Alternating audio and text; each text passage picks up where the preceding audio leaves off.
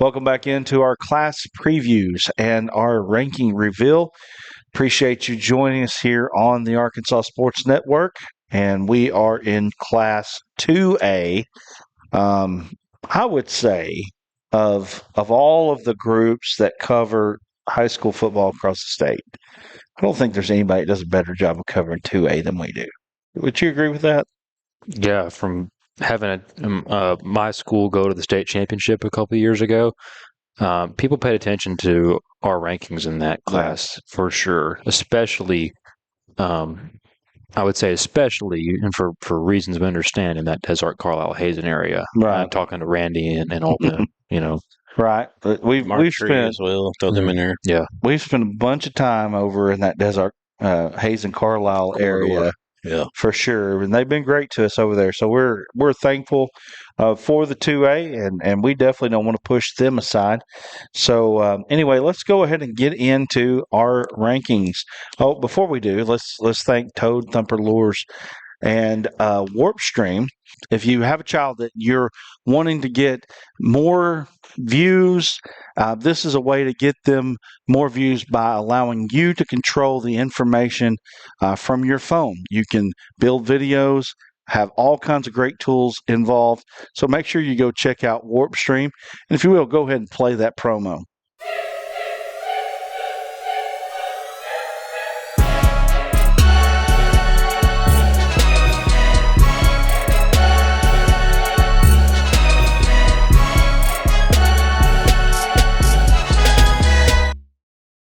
And so we want to get to our 2A rankings. And, guys, I feel like the 2A, I feel like we run into this a lot with 2A. You got really like 2 or 3 teams that are kind of really at the cream of the crop. And then you've got a lot of teams that are kind of fighting for different spots. I think that these rankings will reflect that. Coming in at number 10, we got Baptist Prep. Coming in at 10, man, there were several teams that we could have considered. A lot of good energy going on around Baptist Prep right now. And Baptist Prep, did I put that in my notes? I guess I didn't. Baptist Prep returning a big-time passing game from last year, 3-7 last season, but returning a lot. Good energy over there. I felt like Baptist Prep could fall into that 10 spot.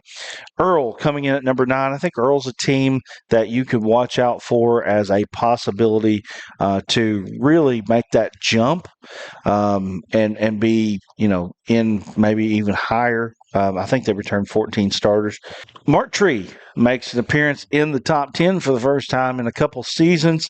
The Powell brothers over there are 2 that you need to watch out for. Mineral Springs comes in at number 7. Mineral Springs made a really good run in the playoffs last year, an unexpected run toward the end of the year.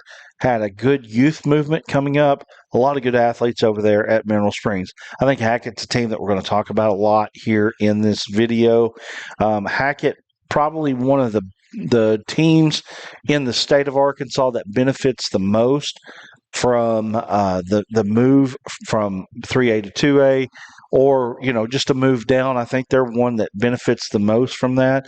Coming in at number 5, Magnet Cove. Now I think you could probably, I don't know, Hackett maybe is the line that you can draw. I don't know.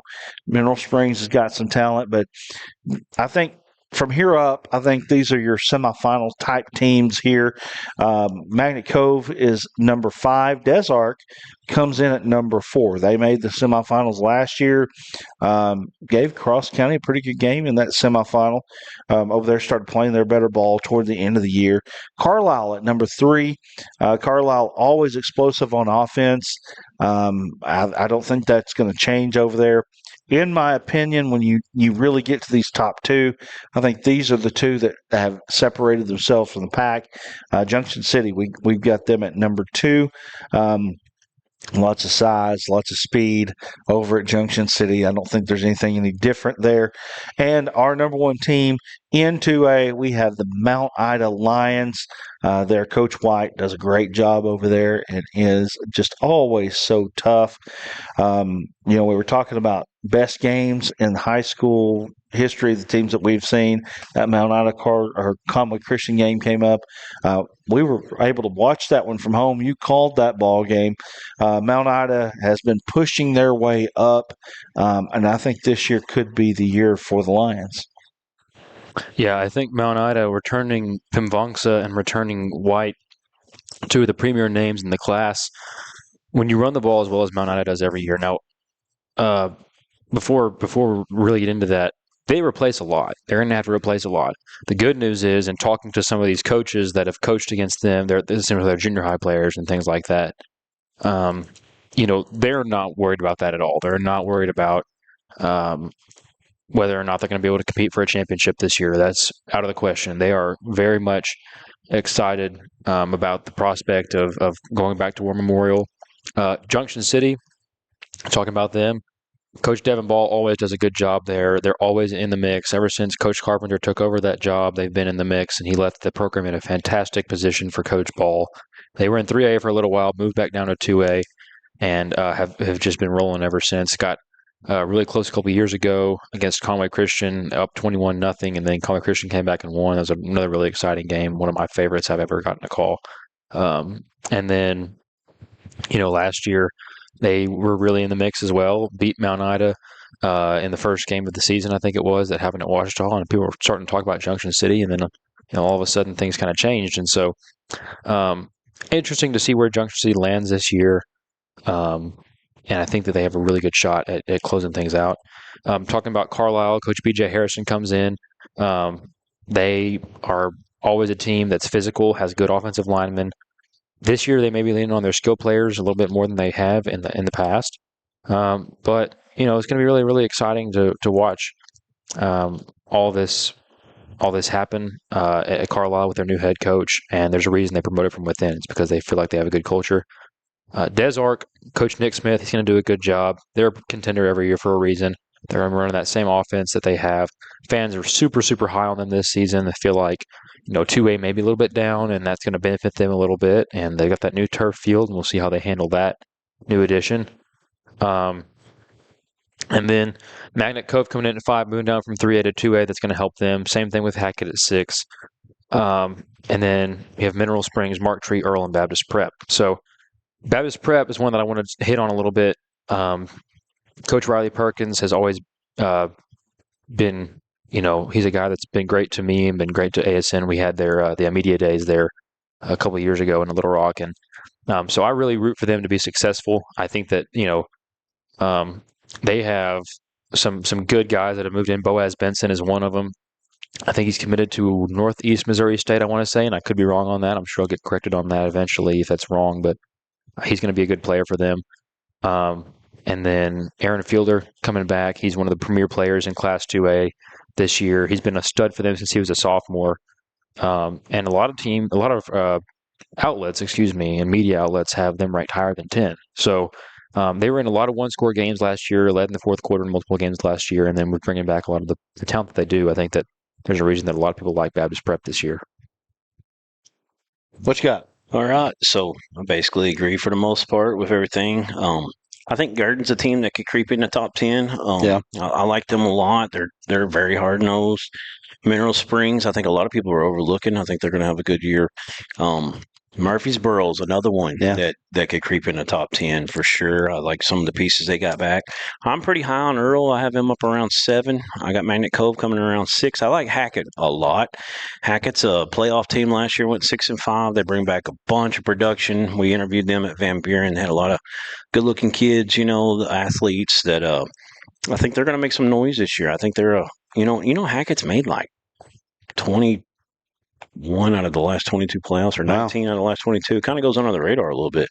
I've got them around 5, and then I've got this one's hard because there's several years you think they're going to beat Carlisle, and they don't. Carlisle always gets them.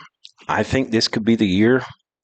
Jamie Collins, believe he's back. Is he not a senior? Yes. So I mean, he's absolute.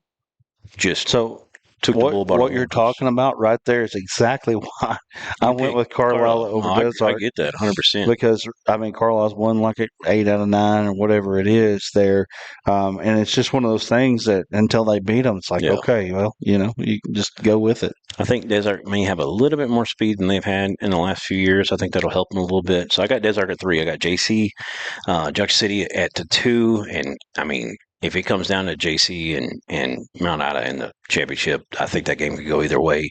I do love what Coach White does at Mount Ida. They're hard nosed. You have to really get ready for that veer attack. It's special, and with his son, the white boy Jackson. Jackson White. right? With him running the show, I mean, he's a really good one, and they got some other pieces as well. I think you mentioned one of them. So I'm good with Mount Ida at 1 and Junction City at 2. I mean, those two could flip flop, but I think there is a big separation after the top 5 or 6, especially after the top 4. All right, so let's get into the 2A1. We've got Mount Ida ranked number 1 for a reason. I'd just be stupid to pick them number 1 in the state and not pick them number 1 in the conference. So feel like Mount Ida, Jackson White, the guys that you mentioned there as well. You got Case Casseston. Fimvongsa. Caston Right? Pimvongsa. Okay, got it. Yeah, 888 yards on the ground last year, 9 touchdowns. White is a dual threat quarterback at 816 on the ground. 29 of 46 through the air. He's a throwing threat, at least. We watched him kind of grow up. He helped the team get to the semifinals a couple years back, did it again this year. Feel like Mount Ida, with their experience in the playoffs, you'd think that they've got a chance to go ahead and go to War Memorial this year. Magnet Cove comes in at 2. I think Magnet Cove and Hackett, those two right there, you could flip-flop either way. Real possible there to that Hackett jumps up in that 2 spot. And again, I think Hackett's one of those teams that you could look at and they're playing. Is it the week after November or after Thanksgiving, or is it? I think it's Thanksgiving weekend semifinals. Thanksgiving weekend there. I think you could see them playing then for a chance to go to War Memorial. I think, again, when you look at teams that benefited from a class drop, that's one of them for sure. I think maybe the greatest one that's out there. And then Hector. I've got Hector there at number 4. Hector's got experience on the offensive line. They're going to get into more of a running attack. I think they're going to probably get back to a little bit more physicality under Coach Gilliland there.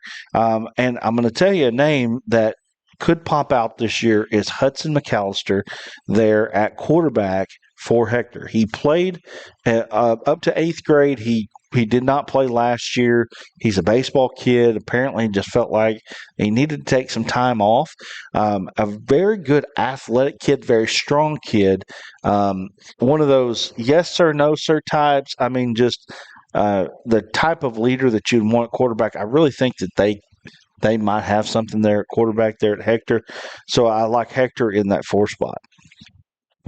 Yeah, I think this is a conference that's Mount Ida's to lose, and you kind of hate to say that in the preseason, but they're that much higher, in my opinion, than the rest of these teams. Now, that's just as far as as being the preseason favorite. And again, preseason rankings really, as much as I hate to say this for what we do, they don't mean much. They don't, because nobody's played a game yet, so you don't know what each team really has. But to me, Mount Ida, if you're just looking at what they have on paper, they have the best team in 2A. So it's hard to say, okay, maybe they lose a game here or lose a game there. It's like, well, you can't give me a good explanation as to why they're going to lose a game here or there. They're just that kind of team where there's going to have good coaching, they're going to have good fundamentals, they're going to have good athletes, a strong physical team every year. A lot of guys are playing both sides of the ball, but they get used to that by playoff time, right? They get conditioned to that. And they're tough, and they're like I said, they're physical and they're mentally tough, and so Mount Ida, always a fantastic team. Anytime Coach White is the coach over there. Hector's a team with Coach Gilliland. I do want to talk a little bit about. I think we were talking the other day, and you said they're going to move into a more run-heavy offense over there. Mm-hmm. I think that in 2A specifically, and this has been my opinion for a good while, especially since I got to watch Cohen Christian win the state championship, is that the team with very rare exception, Hazen was one of the exceptions to this, but the team that runs the ball the best in 2A is the one that usually wins the state championship. And we saw that. We saw EPC do that 3 years in a row. They got to the state championship running the ball very well. Monitas won state championships running the ball really well. Conway Christian, when they did it, had 3,000-yard rushers last year. Cross County had ran that interesting kind of flex bone thing that Coach Pascal runs. So if you run the ball well, you're going to be successful in 2A. Hector, if they take that step forward and their run game expands a little bit, I think they're going to have a much more successful season than we're expecting. I agree. I like Hector a lot. I got Mount out. Obviously, they're at the top. I feel like it would take a lot of things to go wrong for them to lose a game in conference this year. Hackett and Magnet Cove, I've kind of got 2 and 3 kind of back and forth on them. What hurts Hackett is they lost their running back to an ACL injury back in, I think he had surgery in June. They're really hopeful he might be back by the end of the season, playoff time maybe. That hurts them a lot. Having said that, they do have a good receiver back in Hagen Moses and Austin Williams. Austin Williams is the kid that got hurt. He was a dual threat guy out of the backfield for them. They still have some other pieces though. Tomas Ruiz is a really good defensive player for them. So I'm gonna go Hackett and then Magnet Cove just right there with them. Like I said, I could go either way. I think some people are overlooking Bigelow a little bit this year because they kind of fell off after being so good for so many years, but they return a lot of production. Wrangler Maines is a really good one, 450 yards rushing last year and 8 touchdowns. He'll be back for them. Guy Starks is a big-time defender for them, brings a lot of production back in the tackle category, as well as Bradley Griffiths. And so I think Bigelow has a shot to get in there. Hector, I've got right there at 5. Hector's hard to pick not to make the playoffs. They just do it every year. They got a great culture there. I really like their new head coach. He's coming up from being the DC, I believe, was the defensive side for years.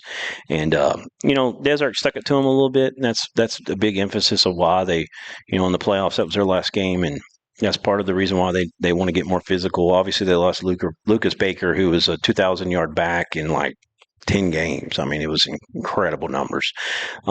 So I can easily see them slipping into the 4th spot and maybe even surprising a Magnet Cove.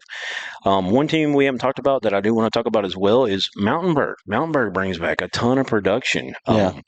Really shockingly, Ethan Province and Hayden McGill, both running backs coming back that got quite a bit of playing time. Hayden McGill, obviously on defense as well, as a leading tackler, over 100 tackles last year. They've got like 4 guys with 50-plus tackles coming back. Defensively, I think they're going to be much better this year. And then their quarterback, Easton Overby, is a good one. Didn't play a whole lot last year, but he did get some experience, and I think he will kind of right the ship for them and kind of get them in the right place. Mountainburg could be a sneaker pick to kind of get into that top 5. I think you're right. Now, they do only have 4 in 2A. Top 4 only go in 2A there. I do agree with that 100% with what you're saying. I think Mountainburg is definitely a sleeper pick. Conferences, I think, a little bit stronger this year. 2A1's been a little bit weak over the last few years, but somehow they seem to play out further in the playoffs for some reason. Just seems to happen. They've been top heavy. Yeah, they have been for sure. Whoever gets that 4 spot, it's going to be interesting, and the 2 as well. We were talking about Hector just a little bit here. They have a favorable schedule. That's one thing that will help them out there. They've got Magnet Cove at home, they've got Hackett at home, and they've got Bigelow at home. Those are big games there for them to play at home. If you've never been to a Hector game, you understand they've got a nice home field advantage there for sure. Caden Manrique and Justin Duval, 2 names to remember for sure for Hector that are going to have big numbers this year. All right, let's move on to the 2A2, and this has been typically the strongest conference in the 2A, but it doesn't seem to be this year. I mean, I could even argue that 2A1 might be a little deeper this year than the 2A2. With that said, we'll see how it all plays out. The game is played on the field. It's not played on paper. So right now, I've got Des Arc as the number 1 team in 2A this year, or 2A2, I should say. I think Mark Tree and Earl are that 2-3 spots there. I think those 2 could flip-flop back and forth. I really think Earl could jump up into that 1 spot. Last year, Earl went to Des Arc and won that ball game, and I know that they don't want that to happen. So, come Friday, November the 6th, and I think I did look at that right. Des Arc and Earl play each other in that final game of the season, which could have all kinds of things riding on it. There, on the newly turfed field of the Des Arc Eagles. It's going to be different, ain't it? It is. I know they were very proud of that grass over there at Des Arc, for sure. Anyway, with that said, you got Earl. I think Earl's got a chance to do well. McCroy, I put them in the 4th spot. I think there's several teams that could get up there. EPC, hard to not pick EPC to go to the playoffs when they've made 3 straight state finals, but they lost Coach Brandon Powell. Things seem to be moving backward a little bit for them. They lost a big senior class. Cross County, same kind of thing. Right. Cross County, defending state champions. We don't have them in there either. And I will say, watch out for Clarendon. Clarendon is a team that has the athletes. I think if you get the right mix there, they could make some noise this year. Yeah, with Cross County, they lose Caden Crawford and Mikkel Ward going over to win to play for Randy Coleman. Those were 2 guys that were going to be really, really good for them this year. And Crawford's a guy that was going to be their featured back this year, and then Ward was going to be their best lineman on both sides of the ball this year. So losing those 2 guys was huge for them. They both went over to win, and they're going to have good seasons over there, I think. But talking about East Poinsett County, is it Quincy Perry, the one that played at Blytheville that transferred over there? That may be his name. Sounds kind of familiar. And I don't want to speak incorrectly here, but I know they got a big transfer from Blytheville that had been there before, and he came back. And I want to say it was Quincy Perry, but they got a good transfer coming over there from Blytheville, and it's kind of I think that 4 spot's going to be hard to predict.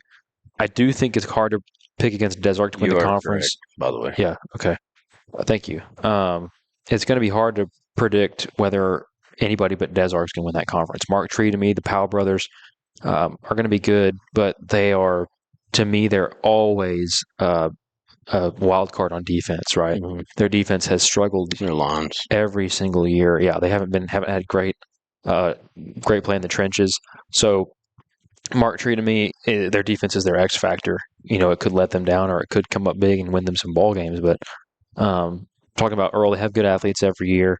McCroy is a team that's won a little bit in the past decade or so, and Clarendon's got a new coach in Tracus Donaldson, and I think that he's a guy that's trying to turn the culture around. They had some issues over there, but I think things are going to get fixed, and it's going to be an interesting conference. I know that Mariana Lee has a new coach too, and so again, lots going on in this conference. Just a lot of new coaches, and that's going to make things a little bit unpredictable. But I think maybe in this conference where there's a bunch of new coaches, that continuity with teams like Des Arc and maybe Mark Tree could really, or Neural for sure, could maybe help them out a little bit. Yeah, I'm going to go Des Arc with my 1. A lot of production back. We've talked about Jamie Collins. He was 1,000-yard back last year. He's back for them.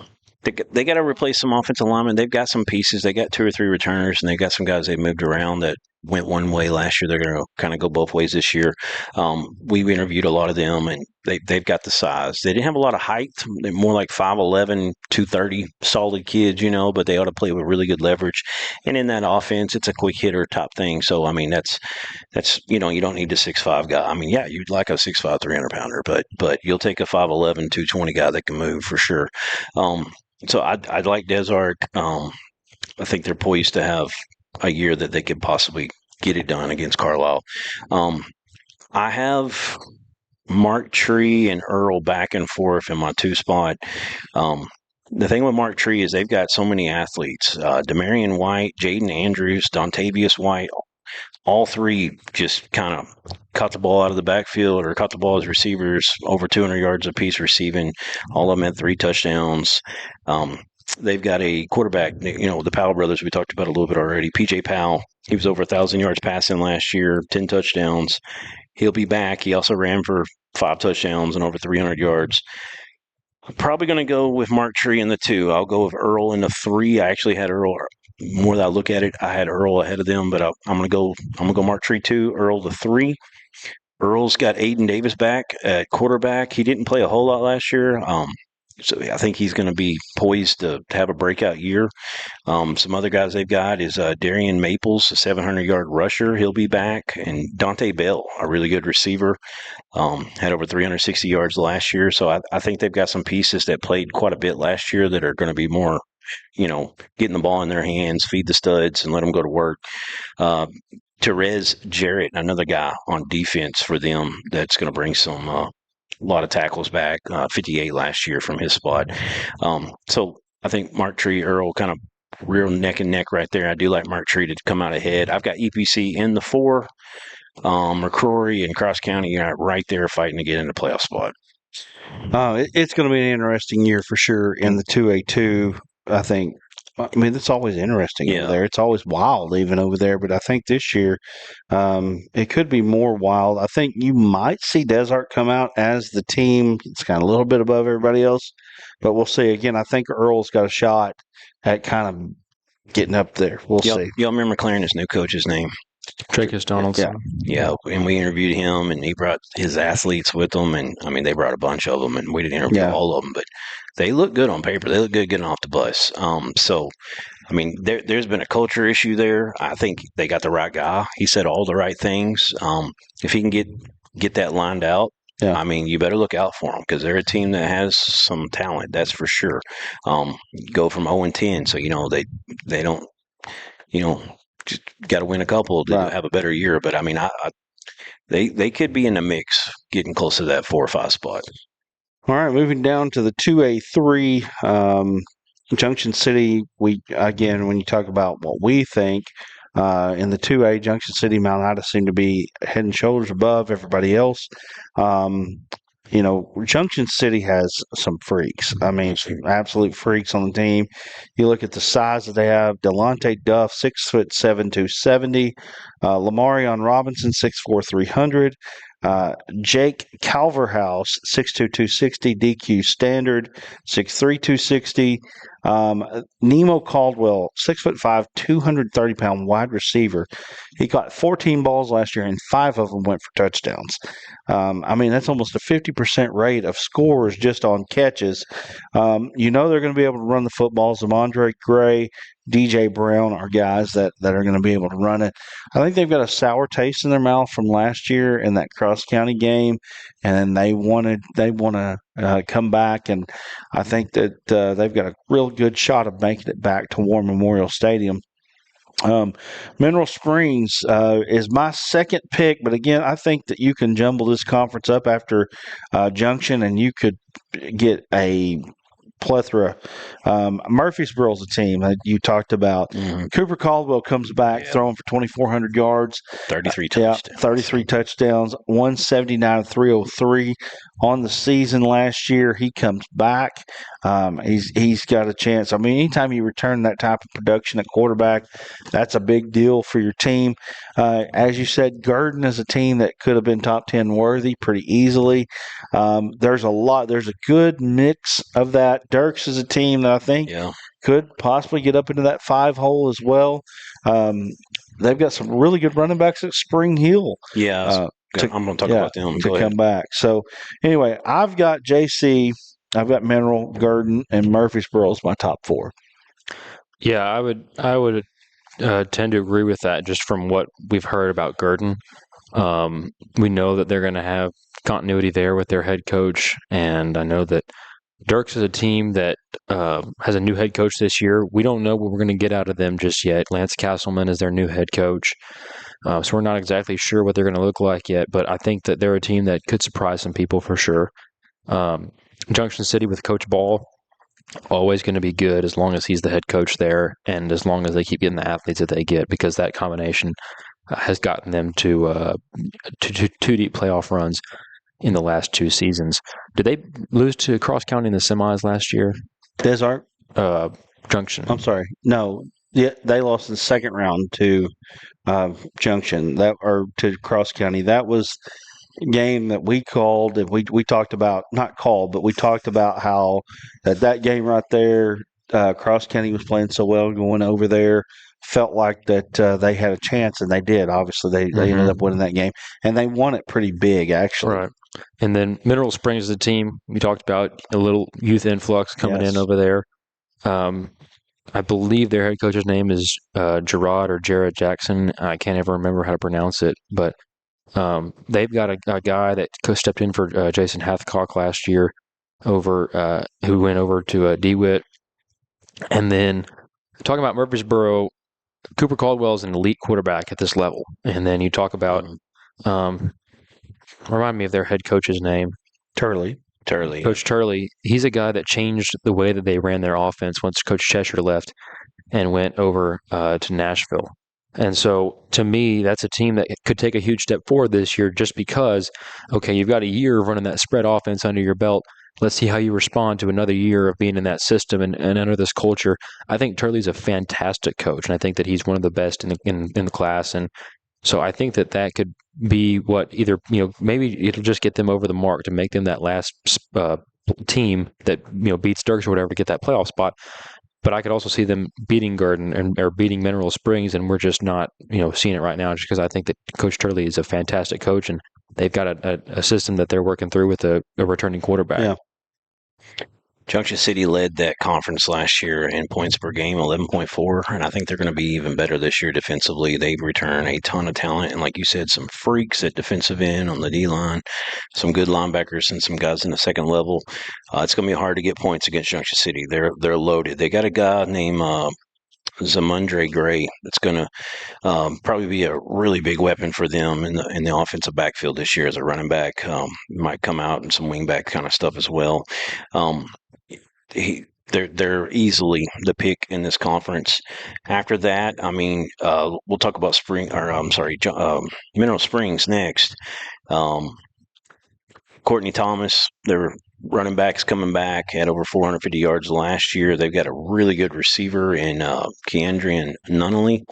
Remember hearing about him during the season a little bit. He's bringing a lot of production back, and they've got a good couple pieces on defense coming back as well. Not only is one of those guys, he goes both ways, and most of them do, and he's a good one in the backfield or the secondary, I should say. After Mineral Springs, I do have Gurdon. I think Gurdon's very tough-minded. They're physical. You played them the day after you play them. They're hard-nosed. They don't. You're going to be in a dogfight when you play them. They return a bunch of guys defensively. Caden Smith. Braxton Nolan, another one.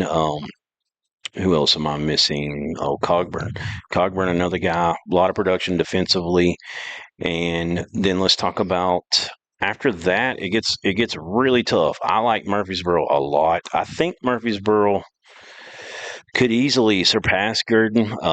We've talked about Cooper Caldwell a lot. Got 33 touchdown passes, 2,400 yards passing. I don't know if any of y'all talked about their running back, Aiden Stinson, over 540 yards last year and 5 touchdowns. He's going to be a weapon for them to have, so you can't just stop the passing game. You're going to have to key in on him as well. They bring back some guys on the defensive side as well. But Dirks and Spring Hill, I'm trying to get to, excuse me. We were able to call the Spring Hill Dirks game. That was during the big competition for Dirks to win the T-Mobile Friday Lights competition and get the new stadium, which they did win. Spring Hill surprised me. Coach Smith, he's still there, right? Coach Greg Smith? Yes. He's excellent, does a great job. He coached at Prescott for years. The last time Dover was successful, he was their head coach. They've got Levi Askew and Henry Townsend. Both guys almost went over 1,000 yards last year at running back. They are really good. Townsend has a little shimmy to him. I was super surprised when I watched them play and how talented they were at running back. They're a team that I think is definitely in the mix to get in that 4th spot. I like Dirks as well. Macklin Smith is a good one at receiver. I think he can do some things. Drake Thatcher is a really good running back for him. He's going to be back. So Dirks as well could be right there. And then, of course, you got Foreman at the bottom. Foreman, I think, will be a little bit better.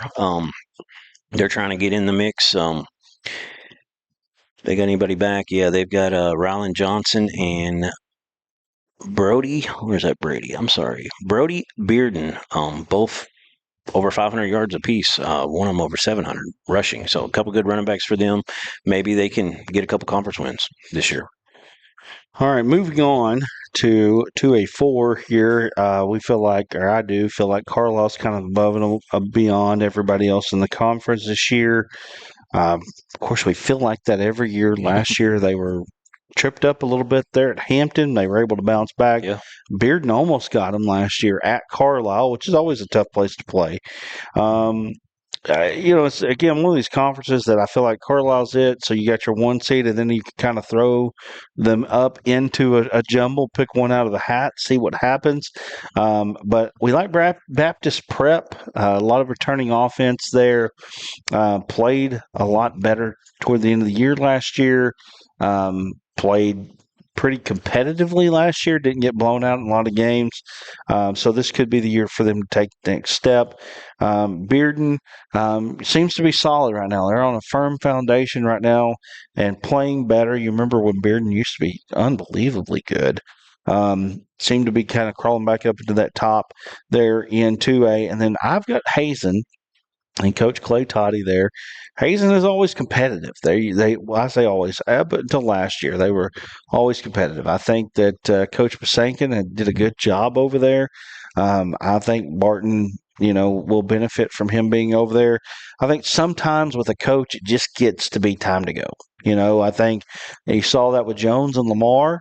And I think there's a little bit of that with Pasankin and Hazen, and Coach Clay Toddy as well at Wynn. And I think he's being back in 2A, kind of back to his more comfortability. I think that'll work out well. I like Hazen to come in and be a part and be at that 4 spot in the 2A4. Yeah, I like Hazen too. I think that they're a team that could be a surprise to a lot of people this season. They're going to run the ball more than they have under Coach Pasankin. And, Coach Pasankin, I think at Hazen will always be known for that season where they went undefeated in one state. They were an air raid attack that season. I mean, they had good backs, but the way they passed the ball was what separated them from everybody else. And their defense was elite too. So that was one of the best 2A teams I've ever seen. Yeah, they really were. They were really fantastic. That you had just kind of go off the rails for just a second here. You had 3 teams that went undefeated in Hazen, Bigelow, Conway Christian, and those 3 were all 3 fantastic football teams. Where once they kind of got into the mix, you kind of felt like, okay, these teams are going to win the state championship. Once you kind of got that feel for, okay, they're going to have this kind of season. I don't know that we have that kind of team in 2A this year. right. To me, you've got those top 4, but I think anybody can come out of those top 4. So, but talking about 2A4 here to get back to where we started, I think Baptist Prep is going to benefit a lot from the transfer of Boaz Benson. He's a guy that they really like over there. And again, Aaron Fielder is one of the premier players, maybe the best receiver that 2A has to offer. He kind of came into the spotlight playing against Episcopal a couple of years ago as a sophomore and hasn't taken a step back since then. I think he's probably a guy that probably deserves more attention statewide. Coach Perkins, again, I talked about it before. I think he's a really good motivator, energizer for that group, and I think this might be the year that they finally break through. Bearden, they're going to have good athletes. They're going to have good athletes. We've seen them, interviewed them before, and they always have good athletes and really, really strong-looking players. And then Carlisle, there's a reason that they're the favorites because they have a culture of winning that they've established there ever since, last year that Coach Caleb Schock was there and they went to the state championship, and then Coach Wilson was able to build off of that. And it's just been really, really good, but they haven't been able to get over the hump. And that's what scares me about Carlisle is they haven't been able to get over the hump. Obviously, Baylor Hawk, great quarterback. He's one of the best in the class, but to me, they've had elite players before. They've had Jay Sullivan. They've had, Caleb Elliott. They've had guys like Davis. that. Exactly. They've had guys like that were just elite players, and they just never, for whatever reason, seem to be able to get over the hump and make it to the state championship or to win a state championship. And so, to me, it's hard to pick them to go deeper than this. I almost want to put Baptist Prep in that top spot just because I get that feeling in my gut that this is going to be the team that goes up and takes that next step for Baptist Prep. All right. I disagree a little bit with that, but I like Carlisle. I think this is one of their better teams in a while. I really like their new head coach. I like everything he said with us the other day. Um, they've just got a lot of pieces. Baylor Hawk is poised to have a great year. 24 touchdown passes last year. Remington Gisclair is a good running back coming back. Had 9 touchdowns last year.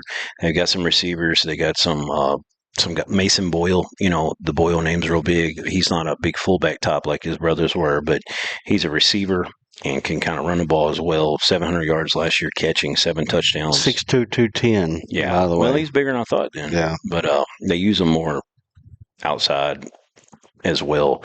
But yeah, I mean, they've got some pieces. I do like Carlisle a lot. I go back and forth with Baptist Prep and Bearden in my 2 spot. Bearden returns more than a lot of people think. I really liked Bearden last year. I wasn't shocked that they were right there neck and neck with the Hampton and Carlisle games.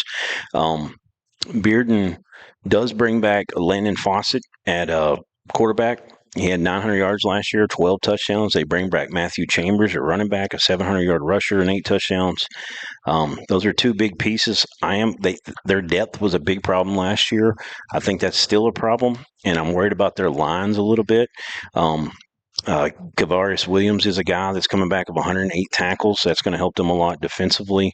But other than those 3, I mean, they've lost a lot of good pieces. So Baptist Prep and what Aaron Fielder brings to the table is special. He was their quarterback, threw for 1,200 yards last year, 16 touchdowns. He also led them in rushing out of what's coming back, 660 yards, 9 touchdowns, and he was their leading receiver on what's coming back. So he's a quarterback, running back, and receiver. That's crazy. Yeah. I don't know if he threw the ball to himself, but I'm joking. But Aaron Fielder, 320 yards catching on 11 catches. So that's what, about 30 yards carry or catch, 6 touchdowns. He's explosive. He's a freak, that's for sure. He can definitely do it out in the open field. They lost to 2 Rivers last year. Ended 2 Rivers one of the longest losing streaks in the state, but that was early in the year. They obviously got a lot better before it was said and done.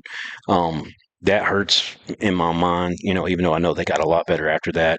So I flip-flop back and forth with them and Bearden. I'm going to go Baptist Prep in the 2 because of Aaron Fielder, and then I'm going to go Bearden in the 3. I got Hazen in the 4 like Brad does. I do think Clay Toddy going there is really going to help them out. I think they need just a new environment, pump some energy back in. And then after that, Hampton just lost so much. I do think they're going to take a step back this year. I got Poen kind of coming in on that 5 spot. We didn't talk about England or Episcopal. England's got some athletes coming back. We'll see how that goes. Episcopal, new head coach, almost nobody back from last year. Very, very little production. I do like what he said to us when we interviewed him in Jacksonville. I think they've got a couple pieces to work with. They've had some kids move in there. They could be a team that doesn't end up in the bottom of that conference this year. They could make a move up in the 6 or 7 spot. We'll see. So I was looking at the playoff bracket. This is something that we can predict because the last few years it's just been matched up. The 1 conference and the 4 conference matching up against each other. The 2 and the 3 matching up against each other with the 1 and the 2 as your top. On the top side of the bracket as your 1s, and the 3 and the 4 as your 1s on the bottom. And so, with that said, if it goes the way it should go, and you just have 1s across the board, so 2A1 versus 2A2, it would be the 2A1 versus 2A2 in the semifinals could be Mount Ida and Des Arc, and then your 3 and the 4 would be what we picked as Junction and Carlisle. Again, I think that it never goes that way, by the way, just to say. But if it went that way again, I have Mount Ida as the number 1 team. So I'm going to go with Mount Ida as my 2A champion. Yeah, I think it's hard to pick against Mount Ida, and I have so much respect for Coach White. He's always a first-class head coach in every single way. Every time I interact with him, he's very open and honest about how his team is, and he's going to tell you exactly what he thinks, and I appreciate that. And so to me, I love Mount Ida. Coach Ball is the same way.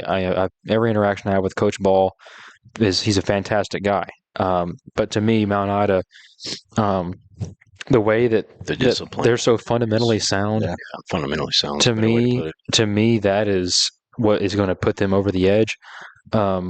Junction City always has the athletes every year, but just it's kind of the same thing with Carlisle. It's like the last couple of years they've just slipped just a little bit, just enough to where they're going down. And last year in round 2, or they're blowing a big lead in the playoffs the year before. That's not to say they can't win the state title this year. Carlisle can win the state title too. I mean, but it's just what we've seen. I'm basing this off of what we've seen in the past, right? Because that's all we can do at this point. And so, to me, I'll have to pick Mount Ida. I would say those two, Mount Ida and Junction City, match up in the state championship game.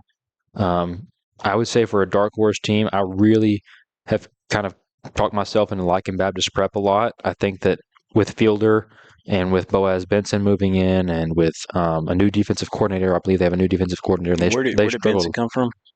I'm not sure. I believe, and this may be incorrect, but I believe I read today that his dad is their new defensive coordinator. So I believe that's how that came about. And so he transfers in, and I think he's going to be a big impact player for them. And I love what Coach Perkins has done over there and building that culture into something really, really good. And I think that they're probably going to be my dark horse team to win the state title this year. Now, if we're picking a dark horse, I'm going to go with 2, Hackett and Earl. Those are my 2 dark horses. I think Murfreesboro's another one that I could throw in there. Yeah, I agree. That's good picks. I would take, because of the reasons y'all have already stated, I would take Mount Ida in that championship game against Junction City. I do think it's going to come down to the top 4 more than likely. Mount Ida, Des Arc, Junction City, Carlisle in the finals, or the semifinals. We'll see if that plays out right. I like the pick of Hackett. I really wish they had Williams healthy. I would feel better about that pick if they did. And maybe he's back, and a lot of guys aren't okay when they come from. It takes another 6 months to a year, but we'll see. But they got pieces besides him. So that's a good sleeper pick. I think Magnet Cove. I think they're going to make a little noise this year. Earl, I really like. Mark Tree. It's got some pieces with the Powell brothers and some other guys. I mean, they definitely could make some noise. I like Des Arc a lot. Junction City and Carlisle, I've already said. Baptist Prep, I think, slips past Bearden to get the 2 seed. I do like Carlisle in that conference. And then Murfreesboro, I mean, I think the 2A3 is deeper than a lot of people realize this year. Dirks and Spring Hill are not bad teams. They really aren't. So, yeah, Mount Ida would be my overall pick, though. Now, let me say something about Dirks. Dirks scheduled pretty hard, especially for 2A. I know they play Falk. Falk's 4A team, CAC, also a 4A team as well. And I can't remember who's sandwiched in the middle there. But, those 2. In fact, we're doing the CAC game, I believe, Dirks and CAC. We're doing that game. That's the T-Mobile game that they're doing the big celebration. So we're going to get Gronk that night. Yeah. Right, exactly. We want to thank you for joining us here on our 2A preview and rankings reveal. Make sure that you stay tuned with us to Facebook and YouTube for more content just like this.